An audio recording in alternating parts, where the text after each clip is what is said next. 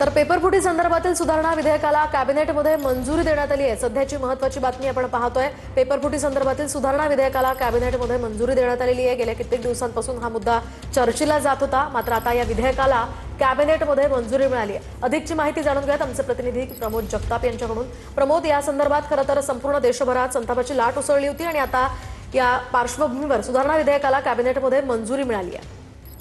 मोहिनी, खरं तर दुपारी 1 वाजता कॅबिनेट बैठकीला सुरुवात झालेली होती पंतप्रधान नरेंद्र मोदी यांच्या अध्यक्षतेखाली। आणि कालच पंतप्रधानांनी या सगळ्या संदर्भात संकेत दिलेले होते। त्यांनी कालच सांगितलेलं होतं की पेपर फुटीच्या नंतरचा कायदा कठोर करण्याबाबत सरकार अत्यंत आश्वस्त असल्याचं त्यांनी काल सांगितलेलं होतं। त्यांनी काल हेही सांगितलं होतं की लवकरात लवकर या सगळ्या म्हणजे अशा पद्धतीच्या घटना घडल्या तर फास्ट ट्रॅक कोर्टामध्ये घटना चालवण्यासंदर्भात देखील फास्ट ट्रॅक कोर्टाची निर्मिती केली जाईल हे सांगितलं गेलं होतं। ते विधेयक जे आहे ते आजच्या कॅबिनेट बैठकीमध्ये मांडलं गेलेलं होतं। पेपर फुटी विरोधामध्ये सध्या जो कायदा आहे तो कायदा आणखी कठोर करावा अशा पद्धतीची भूमिका सरकारची होती। म्हणजे जो 2024 सालचा कायदा होता त्यामध्ये काही दुरुस्त्या करण्याची गरज होती, त्या दुरुस्त्या आता करण्याबाबत सरकारनं आजच्या बैठकीमध्ये मंजुरी दिलेली आहे। सरकारचा प्रयत्न आहे की अशा पद्धतीच्या कुठल्याही म्हणजे घटना घडल्या, कुठल्याही पेपर फुटला, फक्त नीटचाच पेपर नाही तर देशभरामध्ये विद्यार्थ्यांच्या भवितव्याच्या अनुषंगानं कुठलाही पेपर जर फुटला तर त्या सगळ्याची जी सुनावणी आहे ती फास्ट ट्रॅक कोर्टामध्ये चालली पाहिजे आणि त्याची तरतूद आजच्या या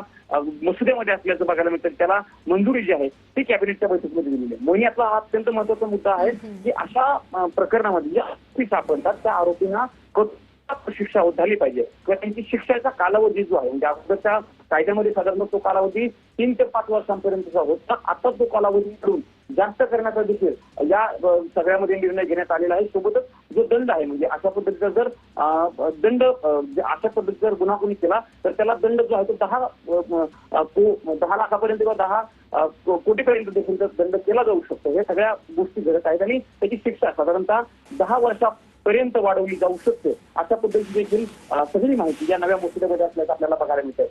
बघावं लागणार आहे की सरकार कशा पद्धतीने या सगळ्या संदर्भात माहिती देते किंवा नेमकं सगळ्या गोष्टी काय आहेत हे आता बघणं महत्वाचं असणार आहे।